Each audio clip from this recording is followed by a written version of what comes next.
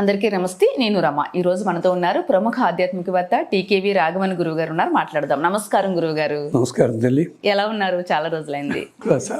గురుగారు, అమావాస్య ప్రత్యేకమైన తిథి అని అంటారు పెద్దవాళ్ళందరూ. మరి ఆ ప్రత్యేకమైన తిథిని మనం ఎలా వినియోగించుకోవాలి? అమావాస్య రోజు ఎలాంటి కార్యక్రమాలు చేసుకోవాలి? ఇలాంటి ప్రశ్నలు ఇటీవలి కాలంలో మేము చాలా గొప్పగా చేస్తున్నాం అనుకునే వాళ్ళు అడుగుతున్నారు. అంతకుముందు తిథి వారి నక్షత్రాలు పోదా అక్కడ టైం అంతా అదే కదా ఇది అనేవారు. అదొక 25 ఏళ్ల నుంచి సరే దృశ్య మాధ్యమాలు అన్నీ పెరిగాయి, సంతోషం. కానీ ఈనాడో వేదంలో చెప్పారు, అనాది భగవాన్ కాల. భగవంతుడేరా బాబు. సంవత్సరోసి పరివత్సరోసి ఇడావత్సరోసి మొత్తం అన్నీ 33 దేవతలు అంటారు. 33 కోట్లని. ఒకటి పక్కన సున్నాలు కాదమ్మా వాళ్ళు. ఏకాదశ రుద్రులు, ద్వాదశ ఆదిత్యులు, అష్టవసువులు, అశ్విని దేవతలు కలిపి చూడండి ఎంతమంది ఉన్నారు? 33 కోటి. అంటే ర్యాంక్ అని చెప్పి వాళ్ళ ద్వారా వచ్చాయి తిథులు, వారాలు, నక్షత్రాలు ఇవన్నీ కూడా. ఈ వీటి లోపల ఇలాగే పౌర్ణమి, అమావాస్య ఇవి కూడా. అమావాస్య అనగానే చాలామంది భయపడుతుండేవారు వెనకటి రోజుల్లో, ఇప్పటికీ భయపడతారు. ఇప్పటికీ కొంచెం ఉంది. నిజానికి అమావాస్య చీకటి రోజే కాదనంట లేదు.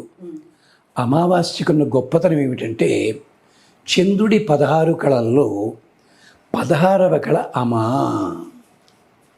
ఇది సూర్యుడి లోపల చేరుతుంది ఆ రోజుని.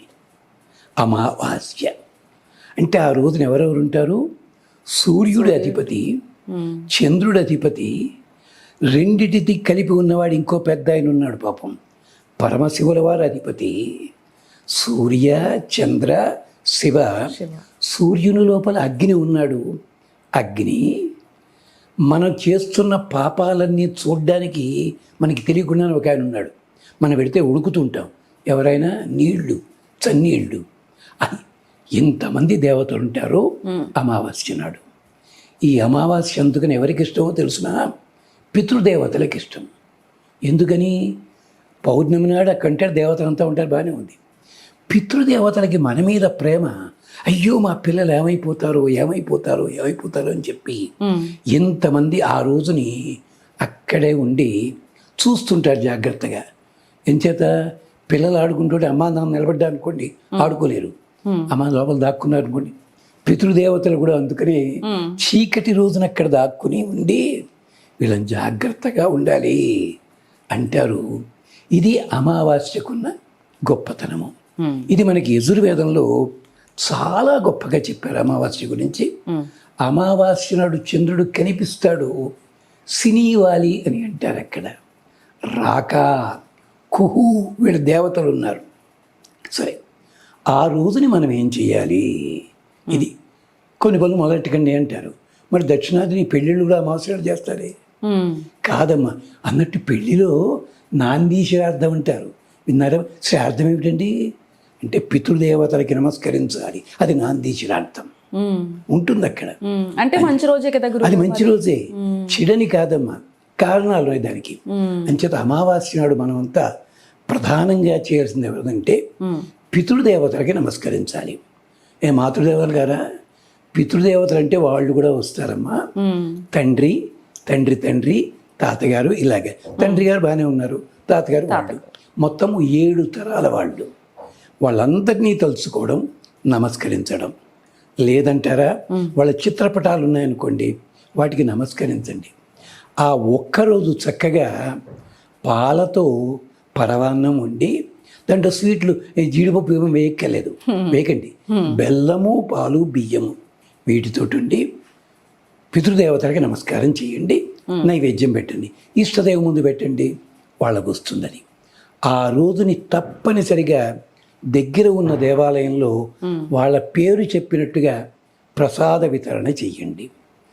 ఆ రోజుని సంవత్సరంలో ఎలాగా చేస్తారు, మీకు వీలున్నప్పుడు ఆ రోజున ఏదైనా ధర్మకార్యాలు చేయండి. పితృదేవతలందరూ కూడా మన్ని కరుణిస్తారు. ఇది మనకి చెప్తే వినిపించుకోము. ఇతర దేశాల్లోనూ హాలోవిన్స్ డే అని చేస్తుంటారు, దెయ్యాల పండుగని. ఆ రోజు ఇండియాలో కూడా పెద్ద మంది మరి సంవత్సరానికి ఒకసారి తద్దినం పెట్టమంటే పెట్టవు, నువ్వు దాన్ని మాత్రం చేస్తావా? అంటే ఎంతసేపు కూడా ఇతర దేశాల వాడు చెప్తే మనం వింటాం తప్ప ఇది ఆధునిక లక్షణం అయిపోయింది. అంతేకాదు వేదంలో ఒక చక్కటి మంత్రం ఉంది, ఆ మంత్రం చెప్తాను. యచ్చక్షుష మనసాయచ్చ వాచ ఉరుచరిమ జాగ్రత్తో యత్ స్వపంత సోమ తాని స్వధయ నహ పిపర్తు. అమావాస్యకి గుర్తుగా సోమలత. సోమం అంటే ఉమ, శివునితో ఉండేవాడు. సోమం అంటే ఆ ఆర్తి, అమృతం చంద్రుడిలో ఉంటుంది. అందుకని ఓ అమృతమా అంచేత అమావాస్య ఏం చేయాలంటే మేము మనస్సుతోటి కానీ వాక్కుతోటి కానీ ప్రవర్తనతో కానీ ఏ తప్పైనా చేసి ఉండొచ్చును. ఆ ఏ తప్పులు చేసినా మాకు కూడా తెలియదు, కానీ నువ్వు మాత్రం గమనిస్తుంటావు. నిద్రలో ఉన్నా చేసి ఉండొచ్చును, మెలకుగా ఉన్న అంచేత కనీసం ఈ ఒక్కరోజుని మా పితృదేవతలకి చెప్పి మమ్మల్ని రక్షించమని చెప్పవమ్మా అంటూ వేదం కళ్ళ నీళ్లు పెట్టుకుంటుందమ్మా. అది అమావాస్యకున్న గొప్పతనము. అందుకనే పోలాల అమావాస్య ఇవన్నీ అలాగే వచ్చాయి కథలన్నీ కూడా. కానీ అమావాస్య వెనకాల ఎంత అంతరార్థం ఉంది. ఆ రోజుని తప్పనిసరిగా వీధి గుమ్మం ముందు రాత్రిపూట దీపం పెట్టండి. పొద్దున్నప్పుడు తులసి కోట దగ్గర దీపం పెట్టండి. అక్కడ తులసి కోట దగ్గర దీపం పెట్టినప్పుడు జీడిపప్పు గుప్పెడు తీసుకుని సూర్య భగవానుడికి నివేదన చెయ్యండి. మంచి ఫలితాలు లభిస్తాయి. ఇది అమావాస్య విశిష్టత. అమావాస్య వెనక ఉన్న పరమార్థం. నిజంగా భయపడుతూ ఉంటారు గురుగారు. చక్కగా అద్భుతంగా మాలాంటి వాళ్ళకి అర్థమయ్యే విధంగా చెప్పారు గురుగారు. నమస్కారం.